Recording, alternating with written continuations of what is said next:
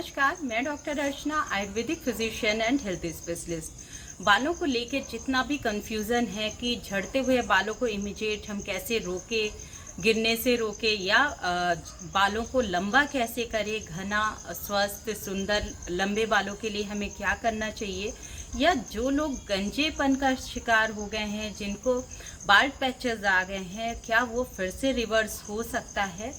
तो ये सारा कुछ आपके मन में जो भी क्वेरीज हैं, ये सारे क्वेश्चंस के आंसर्स आपको ये वीडियो में मिल जाएगा। और ये वीडियो पूरा देखने के बाद आई एम श्योर 100% आपको अपने प्रॉब्लम का सॉल्यूशन भी मिल जाएगा। सही जानकारी होने के बाद ही आप सही डिसीजन ले सकते हैं कि बालों को झड़ते हुए बालों को हम कैसे रोकें।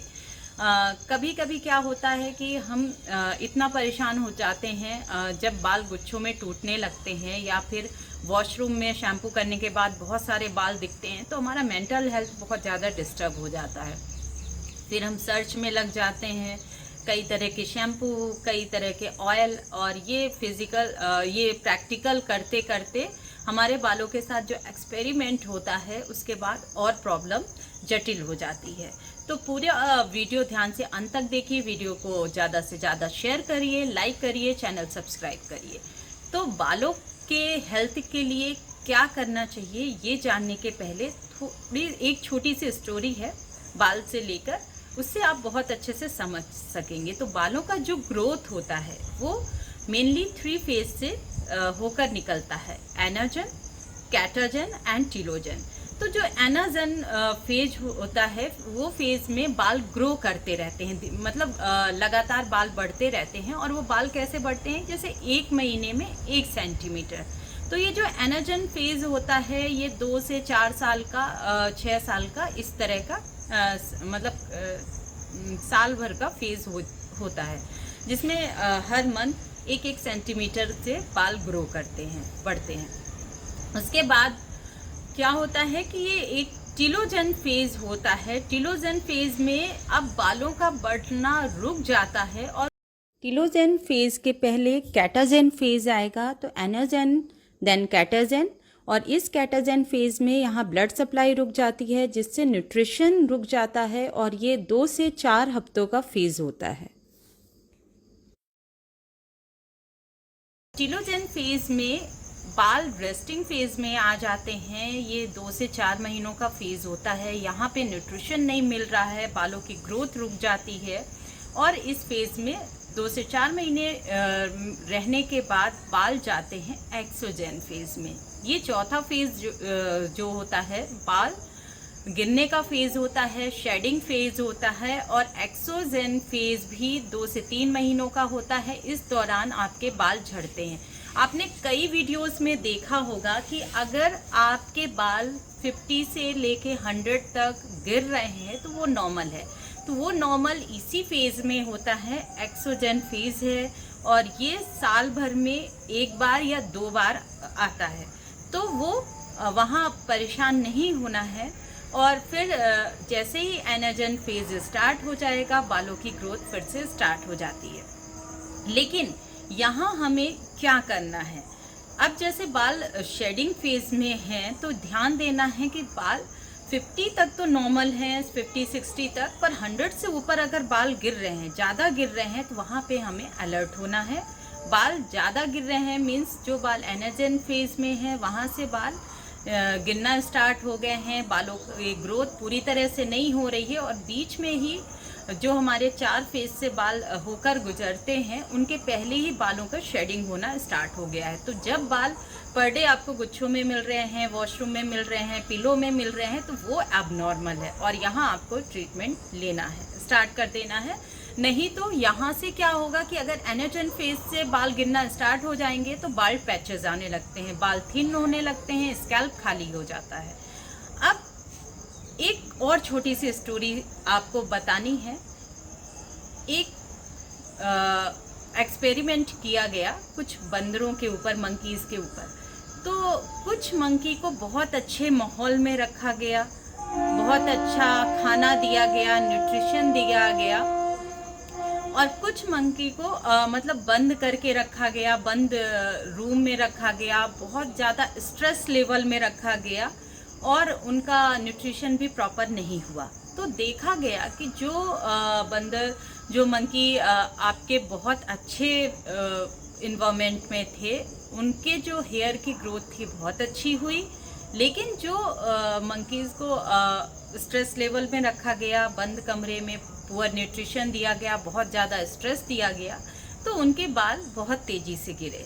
मीन्स यहाँ पे आपको ये समझना है कि एनर्जन फेज में अगर हम स्ट्रेस ले रहे हैं तो वो फेज जो सालों का रहता है वो बहुत कम हो जाता है, उसका ड्यूरेशन कम हो जाता है, और एनर्जन फेज में ही बाल की शेडिंग होना स्टार्ट हो जाती है। तो यहाँ पे स्ट्रेस हार्मोन्स जो हमारे एक्टिव होते हैं, तो स्ट्रेस हार्मोन जब हमारा एक्टिव हो जाएगा तो बालों की शेडिंग बहुत जल्दी स्टार्ट हो जाती है। यहाँ पे बालों में न्यूट्रिशन प्रॉपर नहीं हो पाता है और बाल जल्दी ही एक्सोजन फेज में आ जाते हैं। तो ये चीज़ बहुत इम्पॉर्टेंट है कि आपको अपना स्ट्रेस लेवल कैसे मैनेज करना है। मेडिटेशन करिए, बहुत अच्छे माहौल में रहिए, अच्छा न्यूट्रिशन लीजिए, और अगर स्ट्रेस है तो मंत्र जाप, मेडिटेशन इसमें बहुत हेल्प करता है। फिर दूसरी चीज़ न्यूट्रिशन। न्यूट्रिशन बहुत इम्पॉर्टेंट है। एनर्जन फेज में हम जितना अच्छा न्यूट्रिशन लेंगे उतनी अच्छी बालों की ग्रोथ रहेगी। तो सबसे पहले विटामिन डी का बहुत ध्यान रखिए। हो सके जिनके बाल बहुत तेज़ी से गिर रहे हैं वो टेस्ट भी करवा सकते हैं। तो विटामिन डी का सप्लीमेंट से अच्छा है कि आप उसको फूड के थ्रू लीजिए, सनलाइट से लीजिए, जितना नेचुरल लेंगे उतना अच्छा है। और दूसरा है B12, विटामिन B12, स्पेशली जिन लोग को थायराइड प्रॉब्लम है उनका B12 कम होता है और उनको बाल झड़ने की समस्या बहुत ज़्यादा होती है। तीसरा है आयरन की कमी, जो जिनको हीमोग्लोबिन कम होता है, आयरन की कमी होती है, उनके भी बाल बहुत तेज़ी से झड़ते हैं। और बायोटिन आपका जब बाल टीलोजन फेज में रहते हैं, कैटाजन से लेके टीलोजन फेज में बायोटिन उनको यथा स्थिर रखता है, उनके झड़ने को रोकता है। तो वो 2-4 महीने का जो टाइम रहता है वहाँ स्टेबल रखते हैं।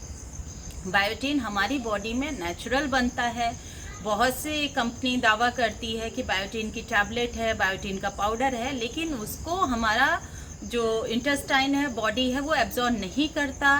वो जो नेचुरल बायोटिन के लिए आपका गट हेल्थ बहुत अच्छा होना चाहिए। गट हेल्थ इम्प्रूवमेंट के लिए आप दही और छाछ का ज़्यादा से ज़्यादा यूज़ करिए, जिससे गुड बैक्टीरिया ज़्यादा से ज़्यादा बॉडी में जब प्रमोट होते हैं तो आपका बायोटिन भी अच्छा बनता है। और यहाँ पे देखिए, जब बाल झड़ने स्टार्ट हो जाते हैं तो सबसे पहले हमारा जो सही डिसीज़न होता है वो शैम्पू से लेके स्टार्ट हो जाता है। शैम्पू कैसा चूज़ करना चाहिए, तो जब आप शैम्पू चुनते हो अपने बालों के लिए तो देखिए, अगर बाल रफ हैं, बाल बहुत ज़्यादा डैमेज हो रहे हैं, तो डिटर्जेंट बेस्ड शैम्पू आपको यहाँ पे नहीं लेना है। बाल और ज़्यादा रफ होके टूटने लगते हैं। शैम्पू में कम से कम केमिकल्स ऐड होने चाहिए और पैराबिन फ्री हो। उसके बाद जो ऑयल है वो मिनरल ऑयल बिल्कुल नहीं होना चाहिए। मार्केट में जितने भी ऑयल उपलब्ध हो रहे हैं तो वो मिनरल ऑयल रहते हैं। फिर चाहे वो कितना ही दावा करे कि आपके बालों का झड़ना रोक देगा, गारंटी है, तो उन चीज़ों से आपको बचना है। अगर बाल ऑयली हैं तो बहुत ज़्यादा बालों की ऑयलिंग भी करके नहीं रखना है। आप जिस दिन हेयर वॉश करें उसी दिन मॉर्निंग में आप ऑयलिंग कर लीजिए, 2 से 3 घंटे बाद बालों को वॉश कर लीजिए। रेनी सीजन में बालों की सफाई बहुत ज़रूरी है। लाइट शैम्पू, माइल्ड शैम्पू और हो सके तो बेबी शैम्पू। तो रेनी सीजन में ऑल्टरनेट डे आपको हेयर वॉश करना है और जिनके बाल छोटे हैं वो डेली वॉश करें। तो इससे क्या होगा कि डैंड्रफ बालों में नहीं आने पाएगा, और अगर डैंड्रफ एक बार स्टार्ट हो जाता है तो आपका स्कैल्प अनहेल्दी होने लगेगा। हेयर फॉल के लिए आयुर्वेदिक ट्रीटमेंट हमारी तरफ से आपके लिए 100% गारंटी देता है कि आपके बाल झड़ना 90 डेज में रोक देता है, ग्रोथ फेज बढ़ा देता है। अभी तक जितने भी पेशेंट ने ये ट्रीटमेंट लिया है 100%